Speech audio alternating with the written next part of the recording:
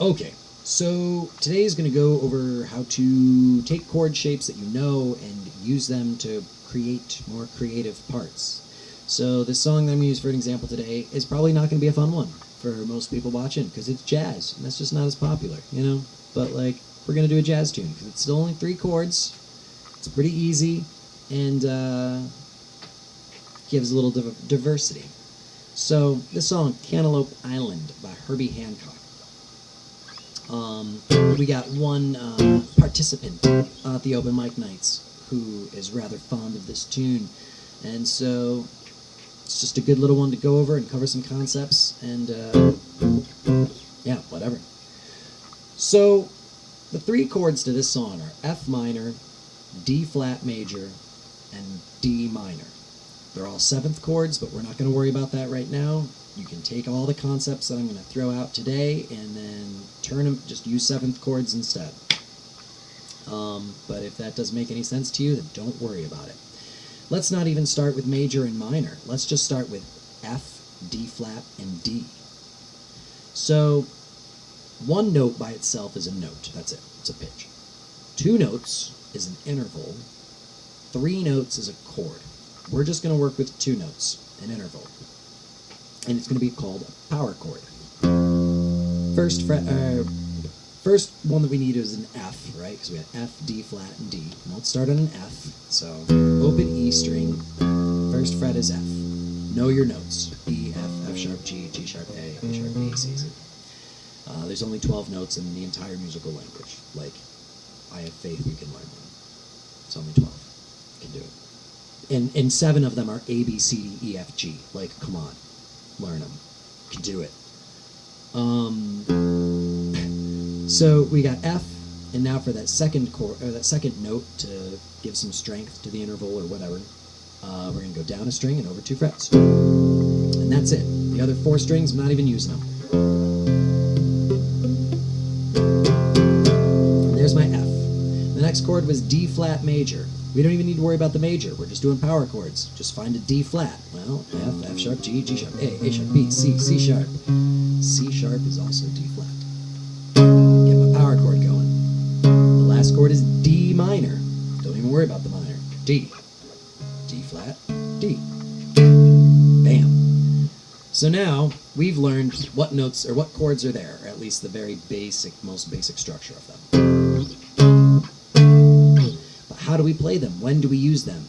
That's where you just got to go listen to the song. Like, yeah, you can try to do it on the fly at a jam or something like that, but like if you have the chance to like rehearse a little bit and practice a little bit, something that you know you're going to go play in front of people, like try to get a basic idea down, you know?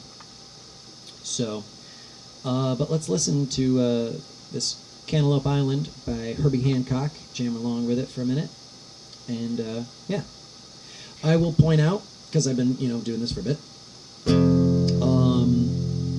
you'll feel the groove that I'm kind of using for the F minor and then that D flat major part. The rhythm changes in the D minor. Once we hit that top 10th fret here, you're going to hear just this change in the feel of the music. Things like that are important. It's not just the notes, but it's how are you using them.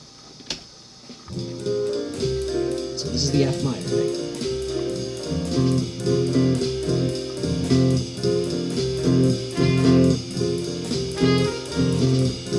Making up a rhythm. But here comes that D flat.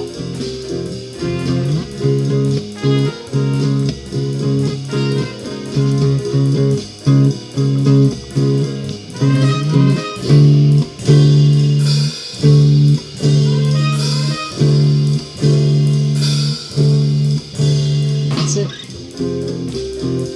Back to the beginning. And it just loops around. Again, that F minor, D flat, D major. Now, if we want to count how many beats there are between each chord, we can do that. There's also, for most of the time, though, when we're doing the open mic nights, we'll give you a cue when it's coming. We'll look over and be like, here we go! Because when you got to count and play and you just get lost and it's hard and, like, it takes practice and all that. And if you can count on your own and rely on yourself as a source of time instead of looking to others, obviously that's a better trait to have in the end, but, it takes a little while to get it. So, okay.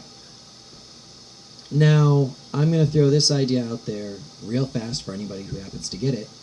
we could take this idea that we just did of moving from F to D flat and D, just make them your bar chords from E major and E minor.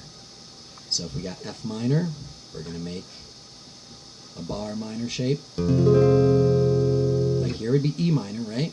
But we don't want E minor, we want F minor. So we slide up one fret, bring the pointer up a fret, because that brings all the other strings.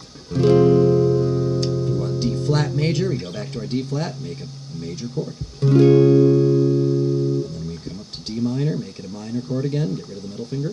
Those chords would also sound nice with what we just played. I'm not going to go through it right now. But let's take that concept and water it down a little bit and make it a little easier on the fingers. So, the two chords that you would need to know for this example are D major and D minor. That's it. We've got I'm only using the top three strings, the thinnest three strings, the little baby strings. And the only thing that changes in a D major and D minor chord is your high E string goes from second fret to first fret, second fret to first fret. Your B string is the root note. We're going to talk about that. The ring finger is the root. It's the anchor for the chord. The one below it, that's your power chord that like we did earlier in the thicker strings, but it's been flipped on its head and moved higher and stuff. This last note on the high E string is what gives it color. It's what makes it happy or sad. So our first chord is F minor. So we're going to use the sad shape here. But now we got to find an F. Again, ring finger in this shape. Ring finger is the root note. This is the important one. This is what you've got to find for your chord. So if we need F minor, I got D minor, D sharp, E, F.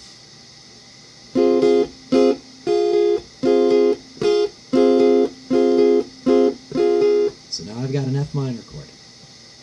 Let's do that again. I get my D minor chord shape, which chances are you just know if you've been playing it all, and or if you've learned any chords. And then we slide it up to D sharp, slide it up to E, slide it up to F. The next chord was D flat major.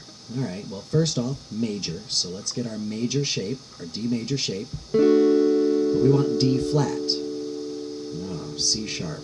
Well, we could go all the way around of D, D sharp, E, F, F sharp, G, G, and go all the way up here. Or we can just go D, D flat. And that's it. Choice is up to you. You can go down here, you can go find it all the way up here. I'm going to use it down here. So our first chord was this F minor. Second chord was D flat major. Last chord is D minor. Just make your regular D minor. We don't have to slide it anywhere. It just happens to fit right where you learned it in the original position. So now those three chords should sound pretty good.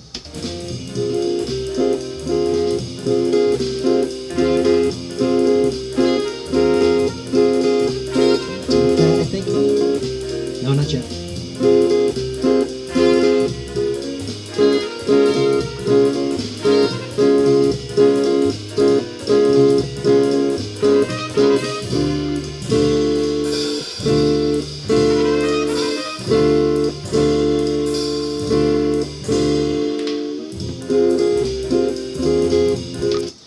It goes around. So that's hopefully you can take these concepts and use it with any chord shape you know. Just know you got to know what the root note in your chord is. And last little thing, let's say we're playing this song at open mic night and you get called on to solo. Remember your pentatonic scales. Just they're the most basic formula to just get you through if you got to improvise something. So for this, F minor is the key, not just the chord, it's the key. The song is built around F minor, so we got to find an F, and then you get your pentatonic scale. Minor, in this case.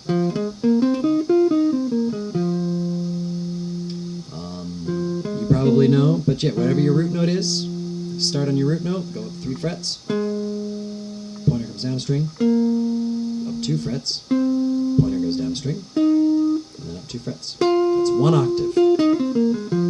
It's enough to get you through a solo on the spot if you're called out. You can fake it, whatever. So if I just fiddle around on these notes, kind of like with all the backing track from that other video, same idea, but we're just doing it to a song.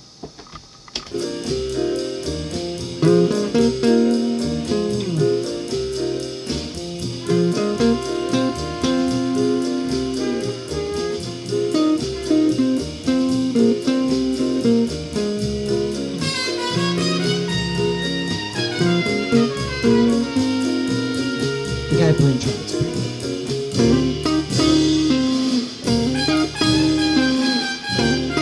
And try to just like accent on the rhythms, I guess.